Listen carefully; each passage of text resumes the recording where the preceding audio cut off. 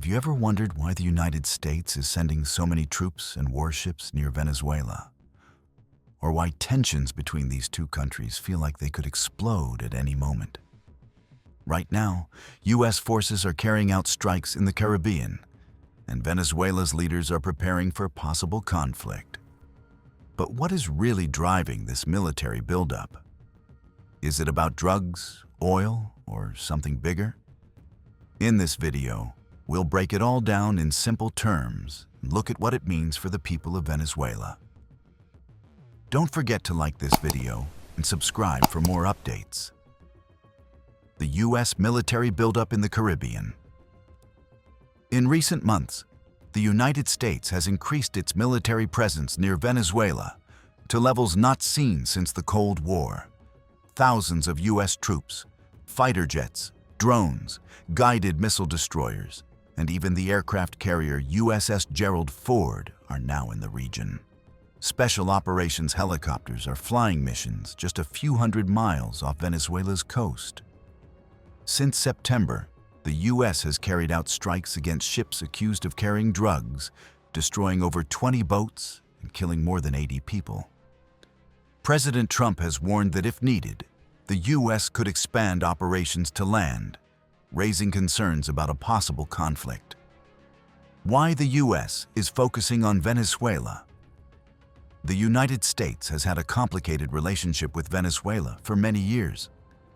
Venezuela's socialist government, first under Hugo Chavez and now Nicolas Maduro, has often opposed U.S. influence in Latin America. Over the years, Venezuela has built strong ties with countries like Cuba, Russia, and Iran, which worries Washington. For the Trump administration, Venezuela is seen as a challenge on several fronts. First, drugs and crime. The U.S. claims Venezuela is a hub for narco-terrorism, calling Maduro the head of the Cartel of the Suns, though experts say most drugs come from nearby countries, especially Colombia. Second, the migration crisis. Millions of Venezuelans have fled poverty, violence, and political repression, creating the largest refugee population in the world. Third, oil and resources. Venezuela holds some of the largest oil reserves globally, making it strategically important. Finally, political control. The U.S. wants to limit socialist influence in its region and support opposition leaders aligned with Washington. Trump's approach, pressure, threats, and negotiation. President Trump has taken a mix of approaches toward Venezuela.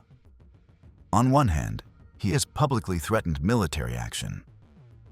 On the other, he has tried negotiating with Nicolas Maduro. Reports say Trump offered Maduro a safe way out of Venezuela, but Maduro wanted broad amnesty for himself and more than 100 government officials, along with the removal of sanctions. Trump rejected these demands and gave Maduro a deadline to leave the country, which he did not meet. This shows the U.S. is playing a high-stakes game. Trump wants to remove Maduro from power, but also wants to avoid a full-scale war, which could be dangerous and costly. Experts call this strategy a check without checkmate, meaning the U.S. is applying maximum pressure without immediately committing to an invasion. The players behind U.S. policy. Two key figures in the U.S. government are shaping how the country deals with Venezuela. First is Marco Rubio, the U.S. Senator and now Secretary of State. Rubio, who comes from a Cuban-American background, sees Venezuela's socialist government as part of a bigger communist threat in Latin America. He focuses on ideology and wants to push for regime change while limiting socialist influence in the region. The second is Pete Hegseth, the Secretary of War, who emphasizes military strength. Hegseth wants to demonstrate the U.S. military's power and has pushed for recent operations near Venezuela, even though some actions face legal and political questions. President Trump, however, is less focused on ideology. His main goal is practical: controlling resources like oil and protecting U.S. interests.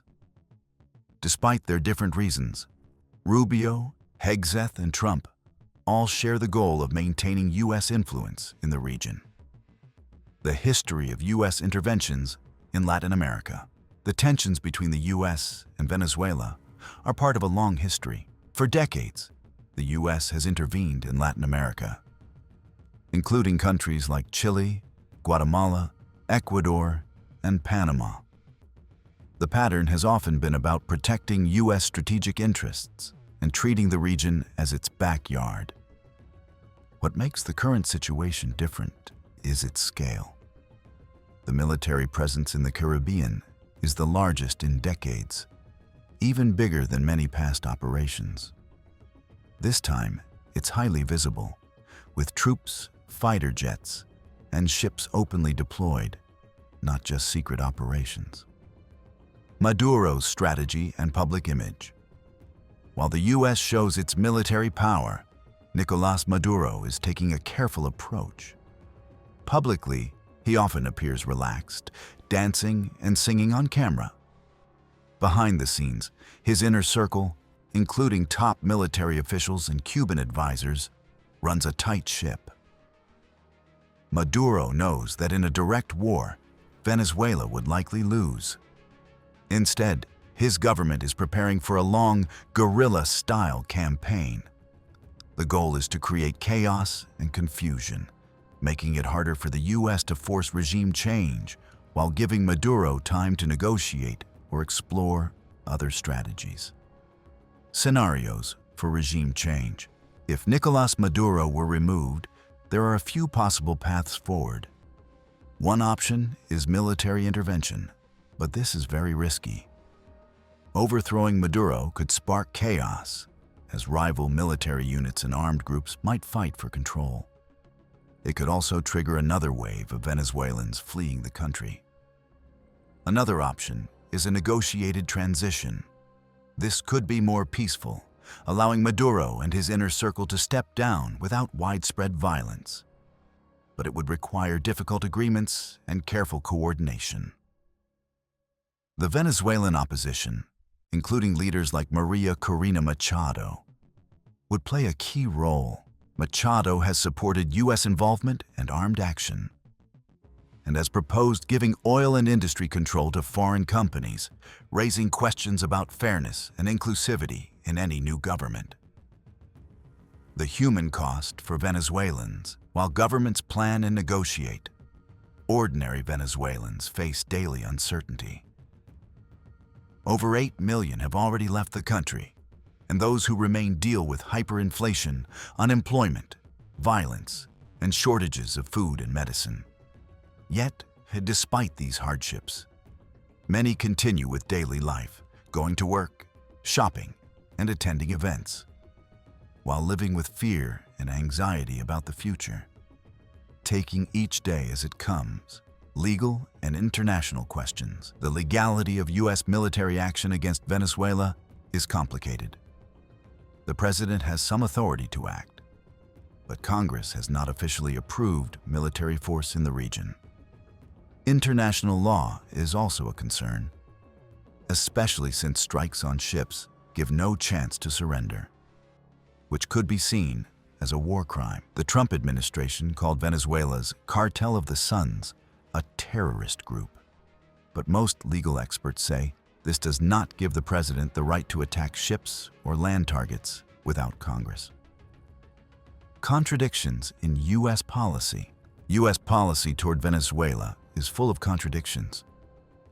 President Trump has called Maduro a drug kingpin, but he also pardoned Juan Orlando Hernandez, the former Honduran president, who was convicted in the U.S. for helping drug trafficking. These contradictions show a gap between words and real goals. The anti-drug message is losing credibility, especially as most Americans know little about Caribbean operations and would likely oppose war. Meanwhile, the Venezuelan opposition struggles to gain support, as their call for U.S. intervention often clashes with public opinion. Current situation and next steps. Right now, the U.S. fleet acts like a frozen check, showing power without acting. Maduro is using this time to strengthen his story, keep his forces united, and prepare for any moves. Trump has the ability to act, but must weigh global crises, U.S. politics, and legal limits. For everyday Venezuelans, this stalemate means uncertainty and fear. Experts suggest Washington should find ways to convince Maduro to step down peacefully, think about the human cost of war, build domestic support, and explore non-military options while keeping pressure on Maduro. Key takeaways. Barbaront. The U.S. has been increasing its military presence near Venezuela since September, including airstrikes on alleged drug boats. Venezuela's socialist government has long opposed U.S. influence and is allied with countries and groups that Washington considers adversaries. Trump's administration wants regime change, but the paths to achieving it are risky and could trigger chaos. Maduro is preparing for both negotiations and potential guerrilla resistance, making a direct military victory difficult. Venezuelans are living in a state of daily uncertainty, showing resilience, but also facing anxiety about the future. The legality of U.S. strikes is questionable, and public support in the U.S. is limited. Contradictions in U.S. policy, including pardons for other drug-linked leaders, undermine the anti-drug narrative. The situation between the U.S. and Venezuela is complicated. It's not just about oil, drugs, or politics. It's about power, influence, and the everyday people who are caught in the middle. Could military action really happen? Or will diplomacy find a way to prevent conflict? Will Venezuela face war, a negotiated transition, or another tense stalemate? We want to hear your thoughts. What do you think will happen next? Leave a comment below, like this video, and make sure to subscribe for more updates and insights on world events. Your opinion matters.